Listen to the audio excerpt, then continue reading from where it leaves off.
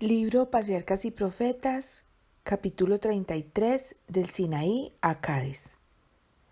La construcción del tabernáculo no principió sino cuando hubo transcurrido cierto tiempo después de la llegada de Israel al Sinaí, y la sagrada estructura se levantó por primera vez al principio del segundo año después de la salida. Siguió luego la consagración de los sacerdotes, la celebración de la Pascua, el censo del pueblo y la realización de varios arreglos esenciales para su sistema civil o religioso. Así que Israel pasó casi un año en el campamento del Sinaí. Allí su culto tomó una forma más precisa y definitiva. Se le dieron las leyes que habían de regir la nación y se verificó una organización más eficiente en preparación para su entrada en la tierra de Canaán. El gobierno de Israel se caracterizaba por la organización más cabal, tan admirable por su esmero como por su sencillez. El orden tan señaladamente puesto de manifiesto en la perfección y disposición de todas las obras creadas por Dios se veía también en la economía hebrea. Dios era el centro de la autoridad y del gobierno, el soberano de Israel.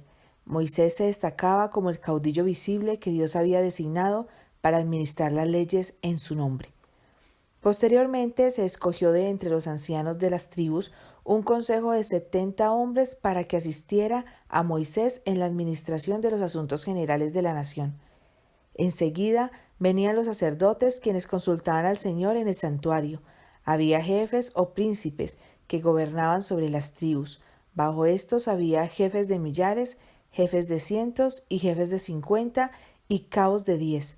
Y por último, funcionarios que se podían emplear en tareas especiales. El campamento hebreo se ordenaba en exacta disposición. Quedaba repartido en 3 grandes divisiones, cada una de las cuales tenía señalado su sitio en el campamento. En el centro estaba el tabernáculo, la morada del Rey Invisible. Alrededor asentaban los sacerdotes y los levitas. Más allá de estos acampaban las demás tribus. A los levitas se les confiaba el cuidado del tabernáculo y todo lo que se relacionaba con él, tanto en el campamento como cuando se viajaba. Cuando se levantaba el campamento para reanudar la marcha, eran ellos quienes desarmaban la sagrada tienda y cuando se llegaba a donde se había de hacer alto, ellos debían levantarla. A ninguna persona de otra tribu se le permitía acercarse so pena de muerte. Los levitas estaban repartidos en 3 divisiones, descendientes de los 3 hijos de Leví, y cada una tenía asignada su obra y posición especiales. Frente al tabernáculo y cercanas a él estaban las tiendas de Moisés y Aarón. Al sur estaban los coatitas, que tenían la obligación de cuidar del arca y del resto del mobiliario. Al norte estaban los meraritas, quienes tenían a su cargo las columnas, los zócalos, las tablas, etc. Atrás estaban los gersonitas, a quienes se les había confiado el cuidado de los velos y del cortinado en general. Se especificaba también la posición de cada tribu. Cada uno tenía que marchar y acampar al lado de su propia bandera, tal como lo había ordenado el Señor. Los hijos de Israel acamparán cada uno junto a su bandera, según las enseñas de las casas de sus padres. De la manera que asientan el campo, así caminarán, cada uno en su lugar, junto a sus banderas. A la multitud mixta que había acompañado a Israel desde Egipto, no se le permitía ocupar los mismos cuarteles que las tribus, sino que habían de habitar en las afueras del campamento y sus hijos habían de quedar excluidos de la comunidad hasta la 3ª generación. Se mandó que se observara una limpieza escrupulosa, así como también un orden estricto en todo el campamento y sus inmediaciones. Se impusieron meticulosas medidas sanitarias. La entrada al campamento estaba prohibida a toda persona que por cualquier causa fuese considerada inmunda. Estas medidas eran indispensables para conservar la salud de aquella enorme multitud, y era necesario también que reinase perfecto orden y pureza para que Israel pudiese gozar de la presencia de un Dios santo. Así declaró: Jehová tu Dios anda por medio de tu campo, para librarte y entregar tus enemigos delante de ti, por tanto será tu real santo. En todo el peregrinaje de Israel, el arca de la alianza de Jehová fue delante de ellos, buscándoles lugar de descanso. Llevada por los hijos de Coat, el arca sagrada que contenía la santa ley de Dios había de encabezar la vanguardia. Delante de ella iban Moisés y Aarón, y los sacerdotes, llevando trompetas de plata, se estacionaban cerca. Estos sacerdotes recibían instrucciones de Moisés y a su vez las comunicaban al pueblo por medio de sus trompetas. Los jefes de cada compañía tenían obligación de dar instrucciones definitivas con respecto a todos los movimientos que habían de hacerse, tal como se los indicaban las trompetas. Al que dejaba de cumplir con las instrucciones dadas, se le castigaba con la muerte. Dios es un Dios de orden.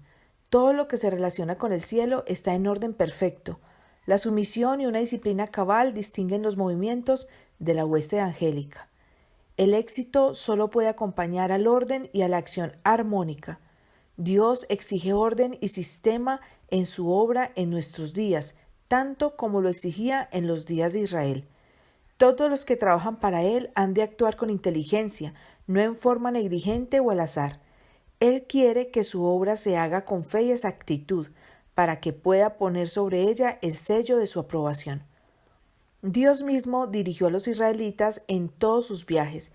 El sitio en que habían de acampar les era indicado por el descenso de la columna de nube, y mientras habían de permanecer en el campamento, la nube se mantenía sentada sobre el tabernáculo.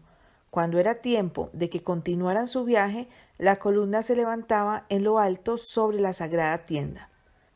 Una invocación solemne distinguía tanto el alto como la partida de los israelitas, y fue que en moviendo el arca Moisés decía: «Levántate, Jehová, y sean disipados tus enemigos, y huyan de tu presencia los que te aborrecen». Y cuando ella asentaba decía: «Vuelve, Jehová, a los millares de Israel». Una distancia de solo 11 días de viaje mediaba entre Sinaí y Cades, en la frontera de Canaán, y fue con la esperanza de entrar rápidamente en la buena tierra como las huestes de Israel reanudaron su marcha cuando la nube dio por último la señal para seguir hacia adelante. Jehová había obrado maravillas al sacarlos de Egipto, y qué bendiciones no podrían esperar ahora que habían pactado formalmente aceptarle como su soberano y habían sido reconocidos como el pueblo escogido del Altísimo. No obstante, a muchos les costaba abandonar el sitio donde habían acampado por tan largo tiempo. Habían llegado casi a considerarlo como su hogar. Al abrigo de aquellas murallas de granito, Dios había reunido a su pueblo aparte de todas las demás naciones para repetirle su santa ley. Se deleitaban en mirar el sagrado monte, en cuyos picos blanquecinos y cumbres estériles la divina gloria se había manifestado ante ellos tantas veces. Ese escenario estaba tan íntimamente asociado con la presencia de Dios y de los santos ángeles que les parecía demasiado sagrado para abandonarlo irreflexiva o siquiera alegremente. A la señal de los trompeteros, sin embargo, todo el campamento se puso en marcha, llevando el tabernáculo en medio, ocupando cada tribu su sitio señalado bajo su propia bandera. Todos los ojos miraron ansiosamente para ver en qué dirección les guiaría la nube. Cuando se movió hacia el este, donde solo había sierras negras y desoladas, un sentimiento de tristeza y de duda se apoderó de muchos corazones. A medida que avanzaban, el camino se les hizo más escabroso, iba por hondonadas pedregosas y páramos estériles. Alrededor de ellos estaba el gran desierto, estaban en una tierra desierta y despoblada, por tierra seca y de sombra de muerte, por una tierra por la cual no pasó varón, ni allí habitó hombre. Los desfiladeros rocallosos, tanto los lejanos como los cercanos, estaban repletos de hombres, mujeres y niños, con bestias y carros e hileras interminables de rebaños y manadas. El progreso de su marcha era necesariamente lento y trabajoso, y después de haber estado acampadas por tanto tiempo, las multitudes no estaban preparadas para soportar los peligros y las incomodidades de la jornada. Después de 3 días de viaje se oyeron quejas. Estas se originaron entre la turba mixta que abarcaba mucha gente que no estaba completamente unida a Israel, sino que se mantenía siempre alerta para notar cualquier motivo de crítica. A los quejosos no los satisfacía la dirección que se seguía en la marcha y constantemente censuraban la manera en que Moisés los dirigía, aunque sabían que, como ellos mismos, él seguía la nube orientadora. El desafecto es contagioso y pronto cundió por todo el campamento. Nuevamente comenzaron a clamar pidiendo carne para comer. A pesar de que se les había suministrado maná en abundancia, no estaban satisfechos. Durante su esclavitud en Egipto, los israelitas se habían visto obligados a sustentarse con una alimentación común y sencilla, pero su apetito aguzado por las privaciones y el trabajo rudo la encontraba sabrosa. Pero muchos de los egipcios que estaban ahora entre ellos estaban acostumbrados a un régimen de lujo, y estos fueron los primeros en quejarse. Cuando estaba por darles maná, un poco antes de que llegara Israel al Sinaí, Dios les concedió carne en respuesta a sus clamores, pero se la suministró por un día solamente. Dios podría haberles suplido carne tan fácilmente como les proporcionaba maná, pero para su propio bien se les impuso una restricción. Dios se proponía suplirles alimentos más apropiados a sus necesidades que el régimen estimulante al que muchos se habían acostumbrado en Egipto.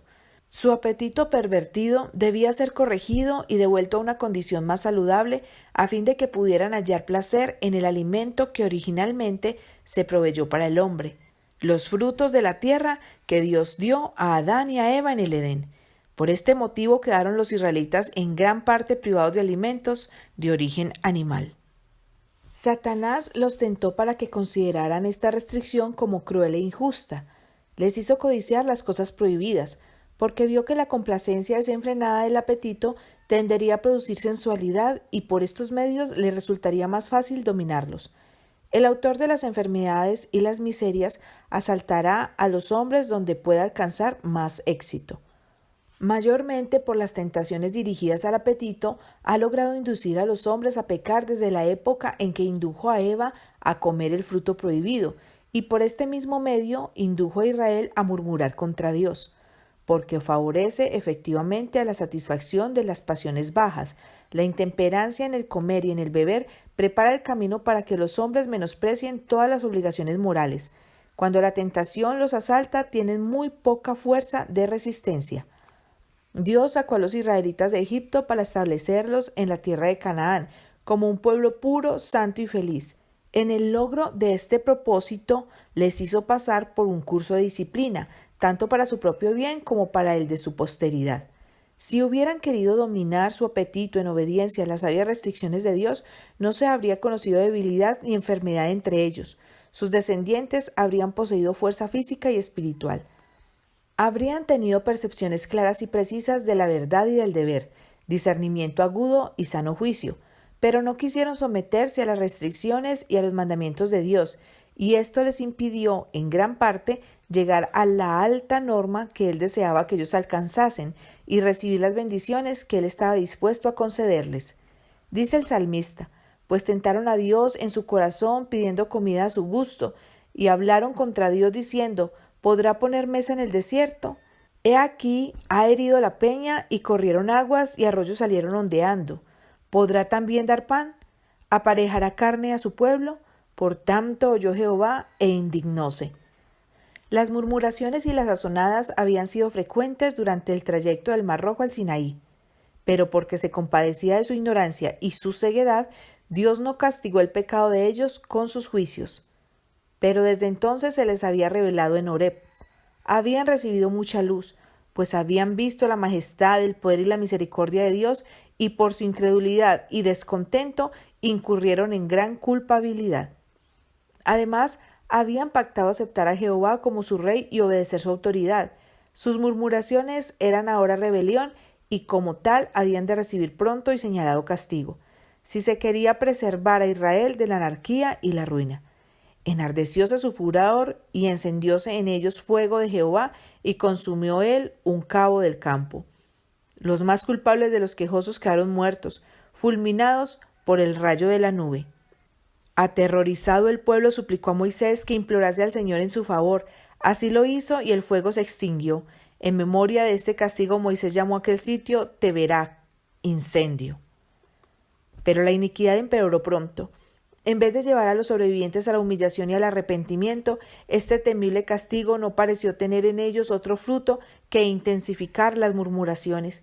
Por todas partes el pueblo se reunía a la puerta de sus tiendas, llorando y lamentándose. y el vulgo que había en medio tuvo un vivo deseo, y volvieron y aún lloraron los hijos de Israel, y dijeron: ¿quién nos diera a comer carne? Nos acordamos del pescado que comíamos en Egipto de balde, de los cohombros y de los melones, y de los puerros y de las cebollas, y de los ajos, y ahora nuestra alma se seca, que nada sino maná ven nuestros ojos. Así manifestaron su descontento con los alimentos que su Creador les proporcionaba. No obstante, tenían pruebas constantes de que ese alimento se adaptaba a sus necesidades, pues a pesar de las tribulaciones que soportaban, no había una sola persona débil en todas las tribus. El corazón de Moisés desfalleció. Había suplicado que Israel no fuese destruido, aun cuando esa destrucción habría permitido que su propia posteridad se convirtiese en una gran nación. En su amor por los hijos de Israel, había pedido que su propio nombre fuese borrado del libro de la vida antes de que se los dejara perecer. Lo había arriesgado todo por ellos, y esta era su respuesta. Le achacaban todas las tribulaciones que pasaban, aún los sufrimientos imaginarios, y sus murmuraciones inicuas hacían doblemente pesada la carga de cuidado y responsabilidad bajo la cual vacilaba. En su angustia llegó hasta sentirse tentado a desconfiar de Dios. Su oración fue casi una queja: ¿por qué has hecho mal a tu siervo? ¿Y por qué no he hallado gracia en tus ojos, que has puesto la carga de todo este pueblo sobre mí? ¿De dónde tengo yo carne para dar a todo este pueblo? Porque lloran a mí diciendo: danos carne que comamos. No puedo yo solo soportar a todo este pueblo, que me es pesado en demasía. El Señor oyó su oración y le ordenó convocar a 70 hombres de entre los ancianos de Israel, hombres no solo entrados en años, sino que poseyeran dignidad, sano juicio y experiencia.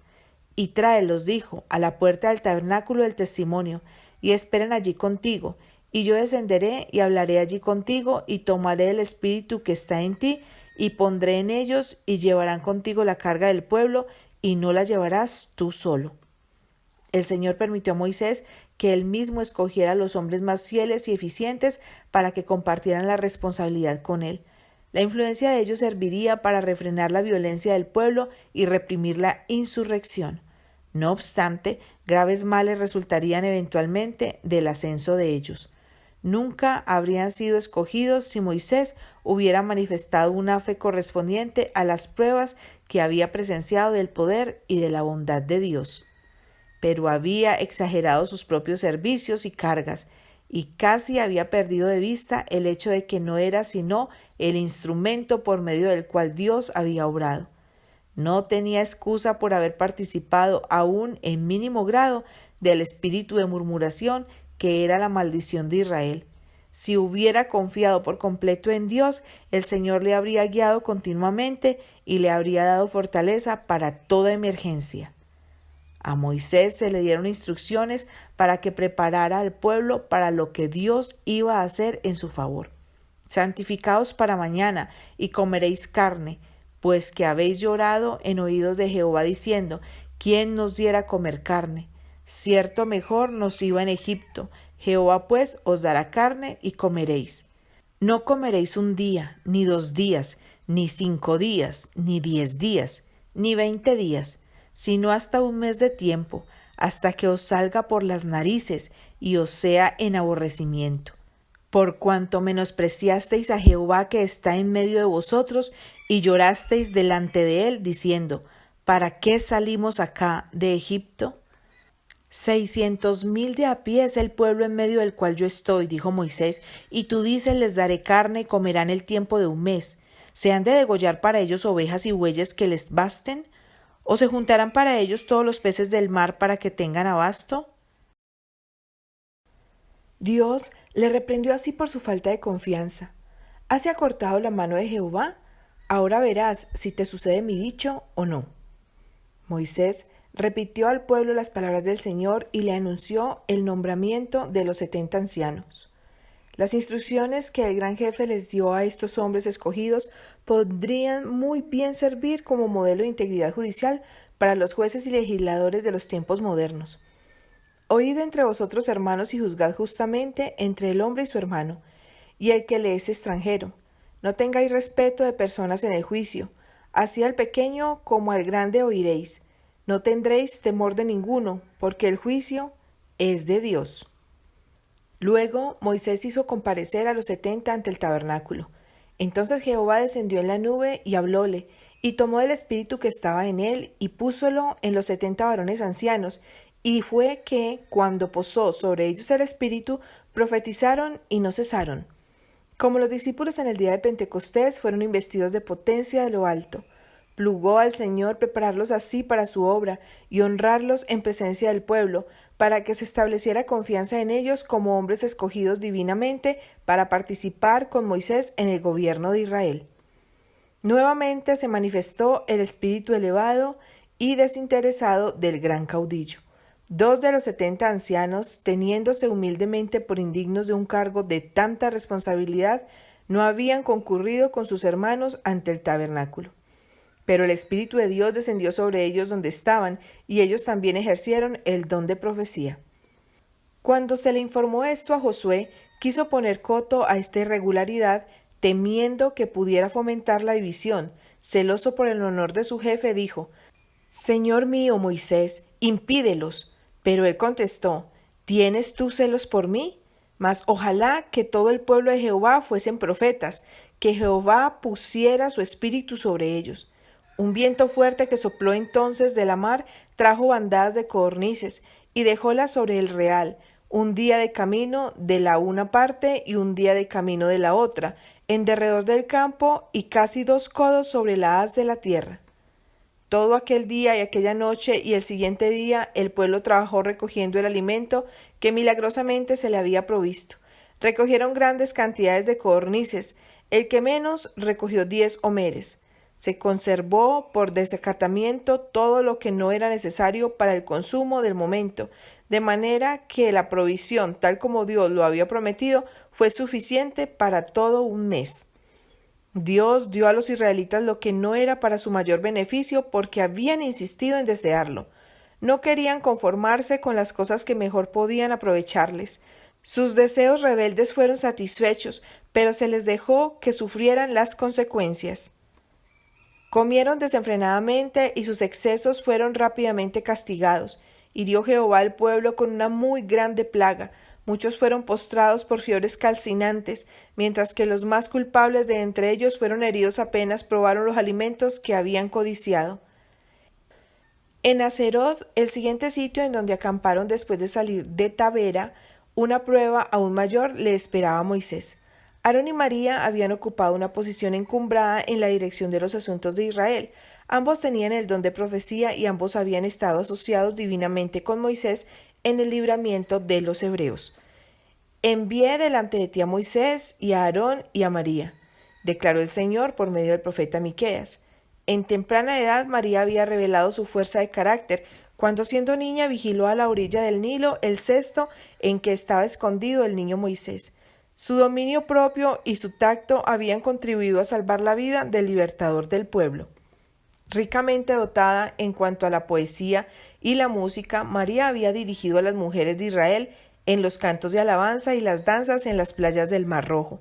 Ocupaba el segundo puesto después de Moisés y Aarón en los efectos del pueblo y los honores otorgados por el cielo. Pero el mismo mal que causó la primera discordia en el cielo brotó en el corazón de esta mujer de Israel, y no faltó quien simpatizara con ella en su desafecto. Ni María ni Aarón fueron consultados en el nombramiento de los 70 ancianos, y esto despertó su celo contra Moisés. Durante la visita de Jetro, mientras los israelitas iban hacia el Sinaí, la pronta aceptación por Moisés de los consejos de su suegro hizo temer a Aarón y a María que la influencia que ejercía sobre el gran caudillo superase a la propia. En la organización del Consejo de los Ancianos creyeron que tanto su posición como su autoridad habían sido menospreciadas.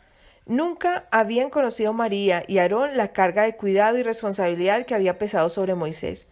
No obstante, por haber sido escogidos para ayudarle, se consideraban copartícipes con él de la carga de dirigir al pueblo y estimaban innecesario el nombramiento de más asistentes. Moisés comprendía la importancia de la gran obra que se le había encomendado como ningún otro hombre la comprendió jamás. Se daba cuenta de su propia debilidad e hizo a Dios su consejero. Aarón se tenía en mayor estima y confiaba menos en Dios. Había fracasado cuando se le había encomendado responsabilidad y reveló la debilidad de su carácter por su baja condescendencia en el asunto del culto idólatra en el Sinaí. Pero María y Aarón, cegados por los celos y la ambición, perdieron esto de vista. Dios había honrado altamente a Aarón al designar su familia para los cargos sagrados del sacerdocio. Sin embargo, aun esto contribuía ahora a intensificar su deseo de exaltación. Y dijeron, ¿solamente por Moisés ha hablado Jehová? ¿No ha hablado también por nosotros? Creyéndose igualmente favorecidos por Dios, pensaron que tenían derecho a la misma posición y autoridad que Moisés. Cediendo al espíritu de desafecto, María halló motivo de queja en cosas que Dios había sobreseído especialmente.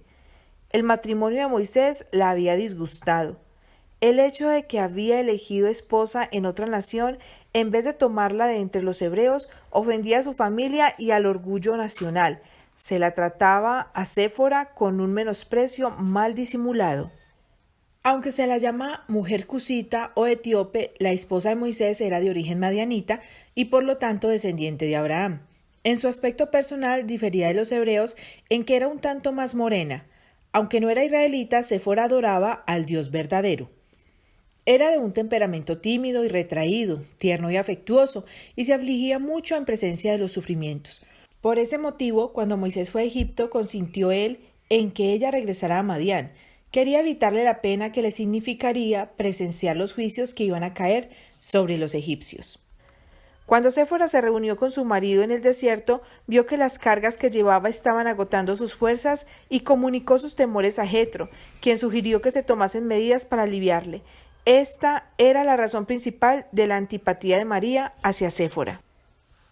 Herida por el supuesto desdén infligido a ella y a Aarón, y considerando a la esposa de Moisés como causante de la situación, concluyó que la influencia de ella le había impedido a Moisés que los consultara como lo había hecho antes.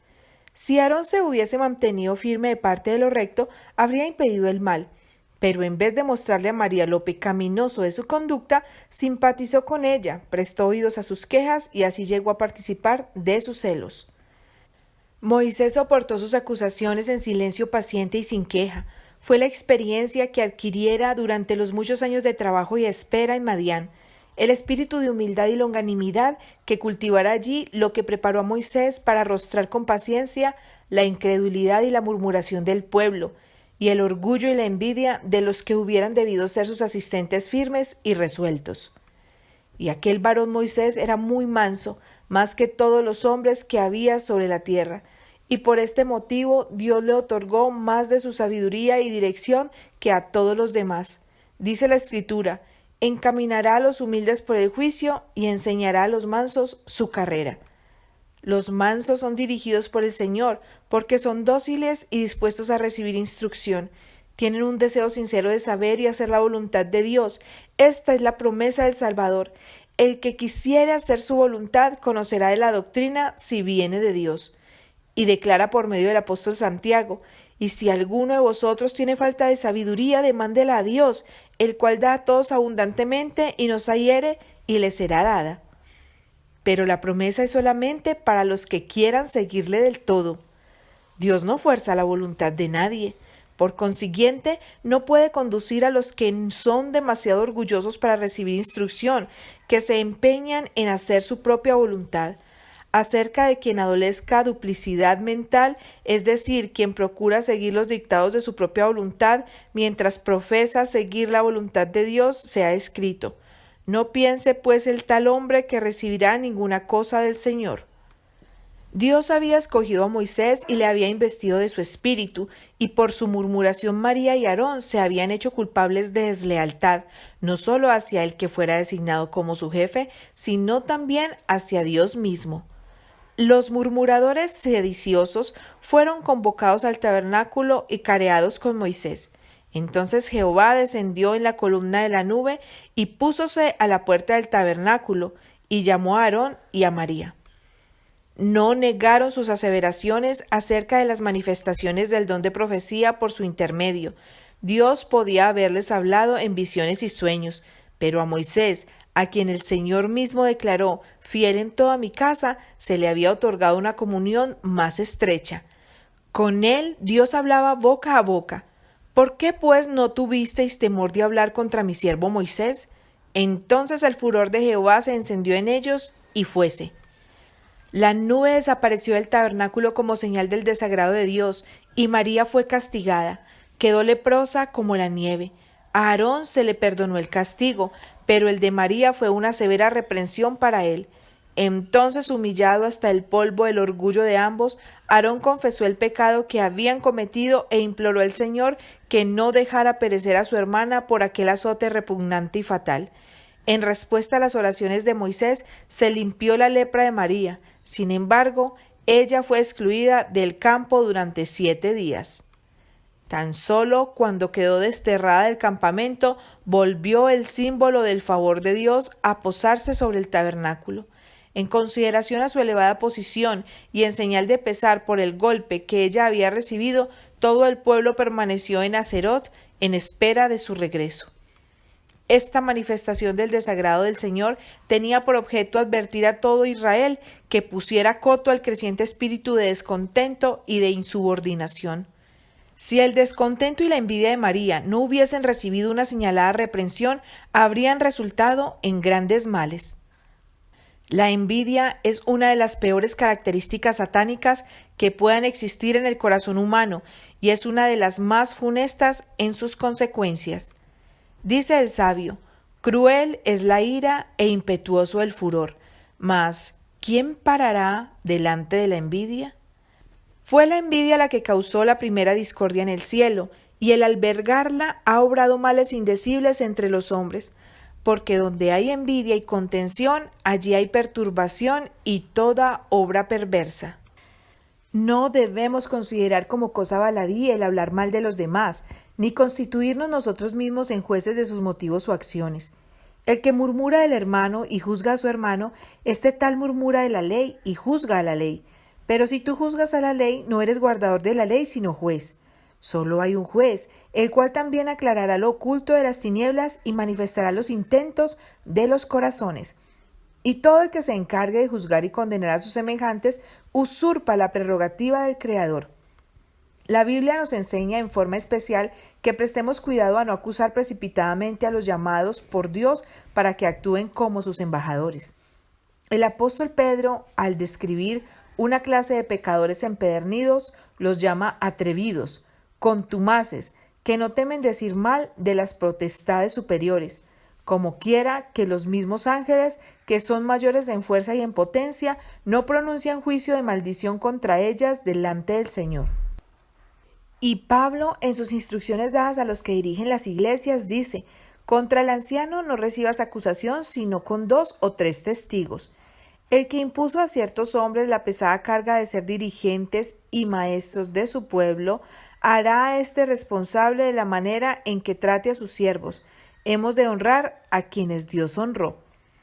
El castigo que cayó sobre María debe servir de reprensión para todos los que, cediendo a los celos, murmuren contra aquellos sobre quienes Dios puso la pesada carga de su obra.